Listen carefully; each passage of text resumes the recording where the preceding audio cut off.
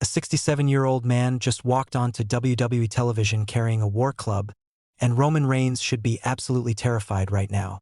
Not because of Tama Tonga. Not because of Tala Tonga.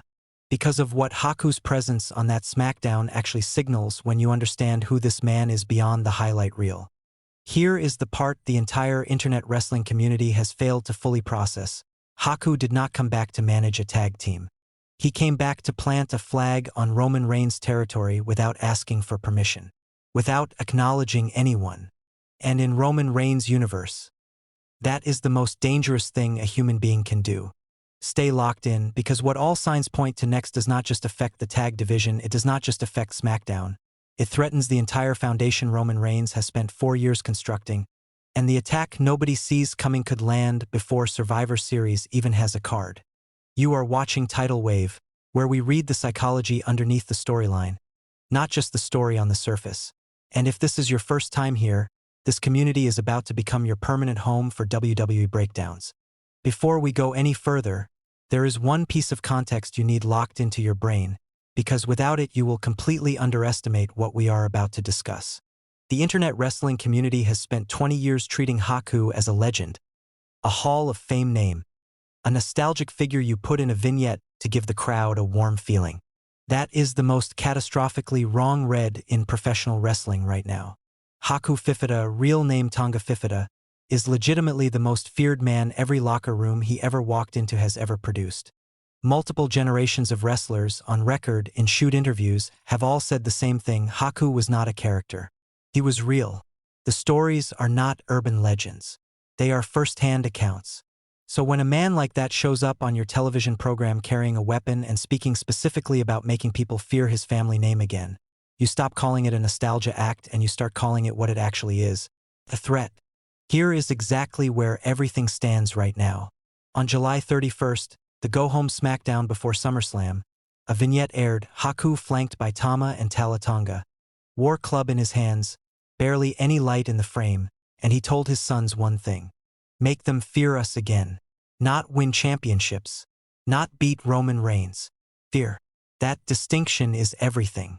Within minutes, Tama and Tala stormed a title-for-title match involving Damian Priest, R-Truth, and the War Raiders, and they destroyed all 4 men in a matter of moments. Haku walked to the ring and stood between his sons with both belts raised overhead. That image was not accidental.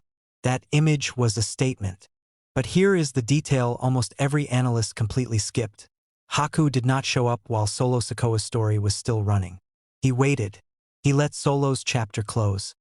He let the Tongas operate independently, find their footing, reclaim their identity, and then he arrived the moment the SmackDown battlefield was clear. That is not a coincidence. That is the move of someone who has been watching and calculating from a distance for months, and only stepped into frame when the timing was perfect. Right here. If this breakdown is landing exactly the way it should, smash that like button immediately and subscribe to Tidal Wave right now, because this Haku and Roman Reigns collision is building at a pace that most channels are not even clocking yet, and when it finally detonates on screen, I want you already inside this community hearing our breakdown first. Ring that notification bell and turn on all alerts. In storylines moving this fast, 30 minutes is the difference between being ahead of the curve and chasing someone else's thumbnail. Now back to the War Club. Here is the first major development that completely reframes how you should be reading this angle. The fan consensus has already filed Haku under one category: manager. Presence. A legendary mouthpiece who adds gravitas to Tama and Tala's tag title pursuit and nothing more. The Smart Mark community has essentially decided his ceiling, drawn the box around his role, and moved on. That red is going to age catastrophically. Because here is what those same analysts are conveniently ignoring. Haku is a signed WWE talent as of July 2026. Not a one-night Legends appearance. Not a handshake deal for a single vignette. A signed, contracted WWE talent operating on the SmackDown brand. And the ripple effect of that distinction inside the locker room is enormous, because it tells you creative has a plan that extends far beyond one faction run-in. The Sons of Haku are not a transitional story. They are a long-term power structure being built to fill the vacuum left by the MFT collapse, and they are being built directly on Roman Reigns' brand without his blessing. Now here is where every popular fan theory falls apart completely. The dominant take across wrestling Twitter, Reddit, and every major breakdown channel right now is that Haku's story has one destination: tag gold. Tama and Tala chase the WWE Tag Team Championships. Haku provides the intimidation factor at ringside. They win the belts, and the program wraps itself up neatly. A self-contained story with a clean endpoint. That Red ignores the single most important name missing from the Haku conversation entirely: Roman Reigns. Haku and Tama Tonga co-founded Bullet Club together in New Japan Pro Wrestling.